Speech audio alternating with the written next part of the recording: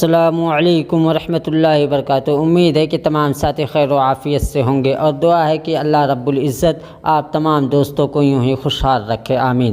دوستو، لوگوں کا سوال ہے کہ قربانی کس پر واجب ہے اور کس شخص پر واجب ہے، اور قربانی کے لیے جو نصاب ہے وہ کتنا ہے اور کیا ہے، اور اگر کوئی شخص اپنا پیسہ جمع کیا ہے کسی چیز کو خریدنے کے لیے، کسی چیز کو لینے کے لیے، تو کیا اس پیسے کو جوڑا جائے گا اس کی نصاب میں یا نہیں؟ تو آؤ دوستو، ہم اس کے بارے میں دارالعلوم دیوبند کا فتویٰ دیکھ لیتے ہیں اور جان لیتے ہیں۔